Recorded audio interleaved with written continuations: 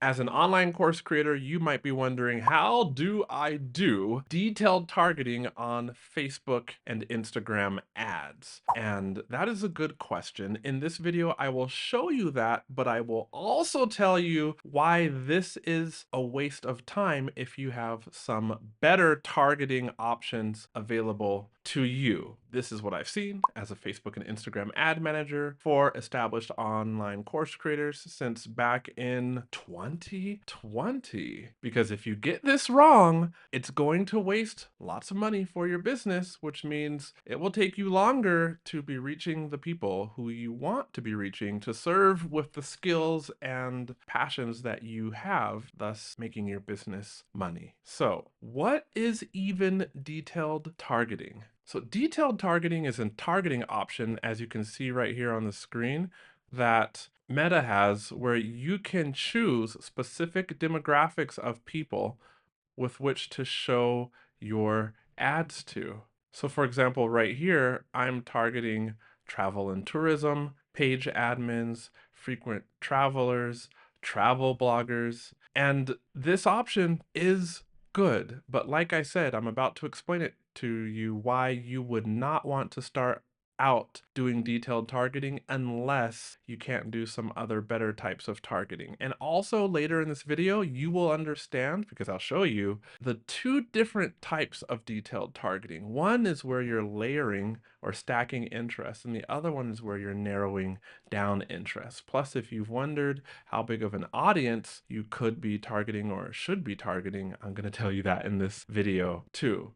So before I get into detailed targeting, you don't want to start out here. Unless you're a brand new business and you don't have larger, warm audiences with which to build cold lookalike audiences off of, you don't have that, start at detailed targeting. If you do have larger, better, warm audiences, then you'll want to do lookalike targeting. Both are a method of targeting cold audiences, people who do not yet know your business, haven't interacted with you online. But what I'm seeing right now in fall of 2025 is that lookalike audiences are working better than detailed demographic targeting. Okay, now, so what do I mean by larger warm audiences? A warm audience is your email list. A warm audience is people who have visited your website. A warm audience could also be Instagram and Facebook followers. Let's just stick with those basic ones, okay? So if you have an email list over 1,000 people, that's good enough to upload to Meta and build a lookalike cold audience off of that. And if you have a lot of Instagram followers, Meta already knows about them, so you can just build a lookalike cold audience off of that too. Same thing goes for website visitors, but there's this concept of warm and cold. Warm people being familiar with your business, cold folks not being familiar with your business. And if I had to choose, which I do on a daily basis when I have new clients, then I will use lookalike audiences first. But if you're a newer business, and my heart goes out to you, as a newer business, if you're using Facebook ads, this is the most expensive time to use Facebook ads.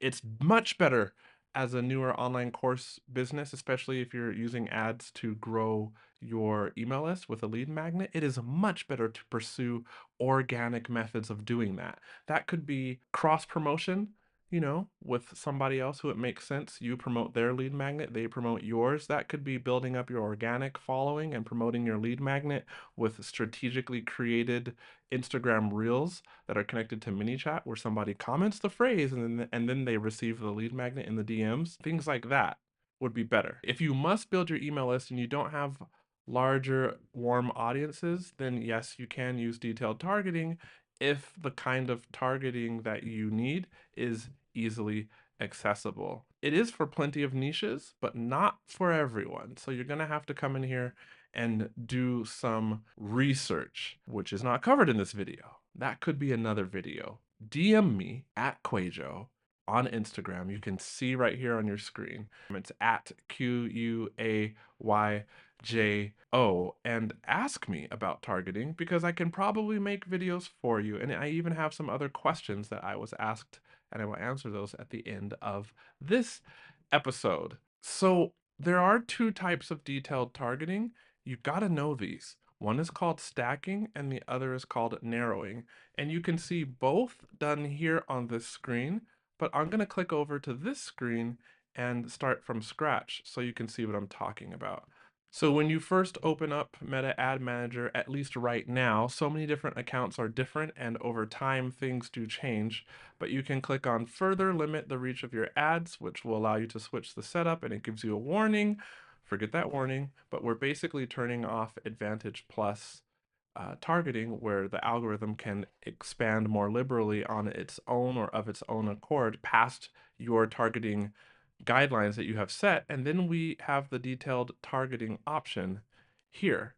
Now, stacking just means that you are adding on interests together so that you are increasing the size of your targetable audience, which you can see right over here on the right-hand side.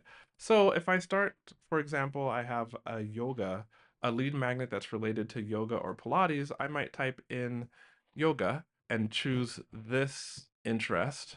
And then I might also type in yoga again and choose this one. So now I'm stacking interests where I'm targeting the people who are interested in yoga fitness and I'm targeting the people who are interested in yoga pants. And I'm going to target the people who are specifically interested in hatha yoga. That is stacking, okay? And it allows me to target more and more people. Okay, now you can also use the detailed targeting function here to narrow down an audience. Now, why would I do that? Well, for more specific interest-based targeting. For example, I could say I want to target people who are, and I delete that, who are interested in yoga, but I don't want to target everyone who's interested in yoga. So I will define further and say, not only must you be interested in yoga, but you also must match. Now watch that audience size right here. I'm going to say you also must match, I like this one, business page admins. Look at that. I just went from like 53 million down to like 1.9 to 2.2 million. Now, what did I do here? Now these ads will show to only people who are an admin of a Facebook business page and they're interested in yoga. That's a lot different from what I had before. So I'm narrowing now. Whereas stacking what I had before meant that I could be targeting, or I could have been targeting people who had one interest or the other interest, or both. But now they must have this broad interest and additionally this narrower interest. Now, here's a good use case. For example, let's say that your business serves other business owners. It happens all the time, right? Let's say you're a business coach in the yoga niche and you coach yoga studio business owners how to grow their businesses. I had a client who did that back in the day. I coached her and she was doing it quite well, actually. Well, in this case, she might want to target people who have the yoga fitness interest, but who are also business page admins. And then within that audience are probably people who are yoga related business owners that need her business coaching for yoga folks help. See how we're doing this? And that is the difference between stacking and narrowing. You can even narrow down further if you want and say, okay, you have to you have to meet the yoga fitness criteria and be a business page admin and be a third category. Have fun with this. But don't make the mistake of narrowing down too small because then your CPM, as in cost per mil, as in cost to show your ad to 1,000 people, it will skyrocket. You want to keep your audiences pretty big, okay? Like around 1 to 2 million. Meta right now likes bigger audiences.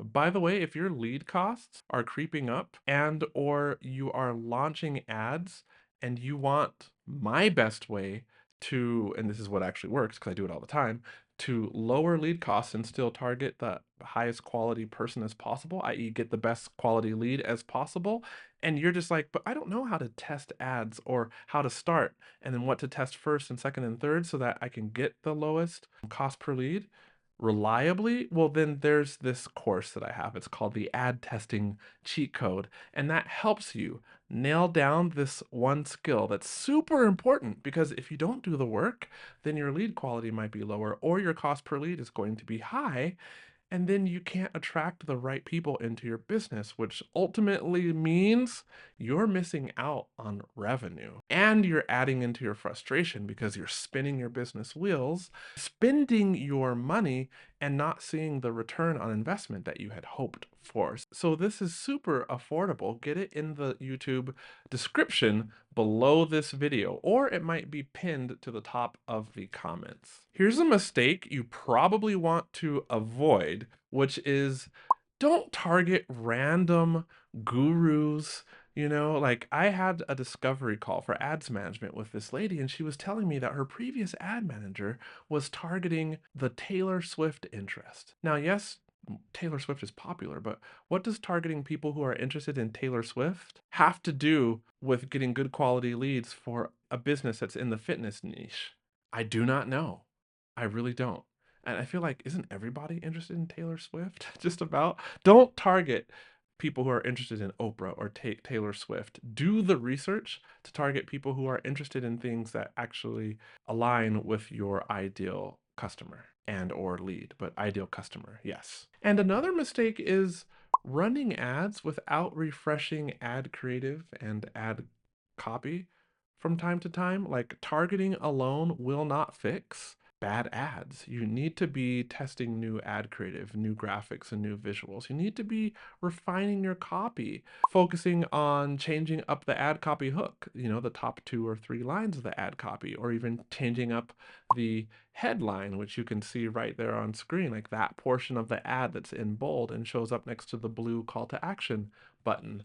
And now, before I answer some questions I was asked about this topic, I want to show you real life what audience stacking and narrowing can look like. So this is from a client, and you can see that we did audience stacking up here, where we were targeting REI interest, travel and leisure, backpacking, travel and tourism, backpacking, travel, couch surfing, and I don't need to go further, but we were stacking those, meaning that Meta's algorithm would target somebody who had any one or multiples of these interests up here, okay?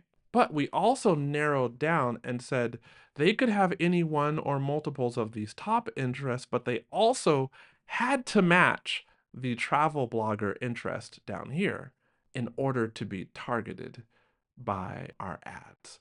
And so that's like a real life example where you can stack a bunch of related interests together, and then you can further narrow down and add some criteria down below. And of course, you should be targeting the correct age range, and there is no correct age range, but you can target age range and gender based on the age range and gender that your paying customers usually are, right? Like if you serve folks routinely who are over 30 years old and women, then it makes no sense for you to target people who are younger than 25 years old and men. Follow what I'm saying here? A question that I've gotten asked is, how do you know if I should start, or how do I know if I should start with broad targeting or detailed targeting for my lead magnet ads?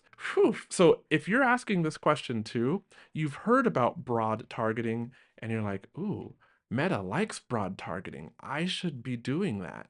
Well, you probably shouldn't start off with doing broad targeting if you have already watched the beginning of this video and qualified yourself, as in you are a newer business that does not have larger warm audiences, and thus you're doing detailed targeting. You don't want to do broad targeting. Broad targeting, what that means is no detailed targeting, and you're just choosing an age range and a location, country, if you will, and targeting your ads there and letting the algorithm from all the people who are in that country and have that same age range that you picked, just letting the algorithm pick for you who it's going to show the ads to. That does work quite well.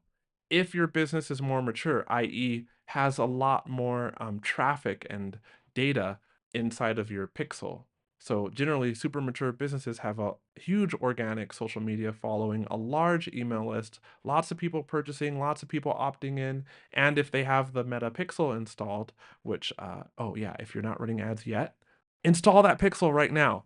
But if they have the Pixel installed, that Pixel is seasoned, as you will sometimes hear folks say, which just means it has a lot of data. And since there's a lot of data, Meta already knows tons about who's opting in, and you can try open targeting. But otherwise, if you're newer, then just do interest-based targeting. Of course, like I said, it's better to start with lookalike cold audiences built off of your warm audiences if those warm audiences are quality. And if your email list is large enough. I go into this in another video that's linked up in the playlist that you will see at the end of this video. Here's another question. If my course is niche, like for real estate investors or homeschool parents, how do I actually find the right detailed targeting options inside of Ads Manager? Well, that's good. There's two ways. One way is just to start typing in interests here, and you will see Meta make suggestions to you. But be warned, those suggestions that Meta makes, it's also making those kind of suggestions to other people that typed in similar things to you. So you'll be getting more heavily targeted interests, which means you'll be paying more to target those. The other way, which takes a lot of time, but can find lesser targeted, smaller audiences that you can just stack up, would be to go to Google and search things like best books for homeschool parents. Find all those books because Google always gives you big book lists, and then target the authors. Search the authors' names here, and sometimes you will find folks that are targetable like that. Or you could search events for homeschool parents or organizations for homeschool parents. Type those into Google, spreadsheet all the results, and then come back and type in the results one by one here. I like to do that. I've seen better results than just asking ChatGPT. You can, of course, ask your favorite AI and see what happens. But yeah, to find the right detailed targeting options, you're going to have to type and search and look and decide what works and what does not work. Like if I type in homeschooling, then I can see there's this homeschooling primary and secondary education interest. There's a homeschooling interest. And if, like I said, if I type one and then I click here, it gives me suggestions. Homeschool mom, stay-at-home mom, parents with preteens, international school. So that might not be homeschool specifically, but I can start to look at those suggestions. So it's just going to be a lot of searching. Okay. If you're worried about is your audience size too small or large enough, don't go smaller than 1 million. Okay. This is assuming you're a course creator with an audience that could be anywhere inside of a country. If you're not an online course creator, I don't know why you're listening still now, because this is advice that works specifically for online course creators. But there's other options for you if you're not an online course creator. But if you are an online course creator, good, because I'm giving you the stuff that has worked over the years for and still does for online course creators. You might be asking, QUAY.jo, how can I layer detailed interest-based targeting with lookalike audiences? You could target a lookalike audience and at the same time target an interest-based audience. I would not. Right now, you know, Meta loves lookalike audiences. You don't need to combine, especially because if you turn on the Advantage Plus option with your ads, since the Advantage Plus option is on, that means Meta's algorithm can expand as it sees fit beyond your lookalike targeting to find the right people for you, and that option does work quite well. So no need to give Meta more direction with detailed interest targeting layered on top of a lookalike audience targeting. And maybe you have this question too, which is how do I know if targeting is actually the problem or if it's my ad creative, graphics or videos, or even landing page that's the problem, as in that's making my ads expensive. And this is like a classic pain point. And if you're troubleshooting high cost per lead, then you need to watch that video right over there where I go through my step-by-step process for troubleshooting a high cost per lead and what to do to lower that cost per lead instead of just giving up and turning off the ads.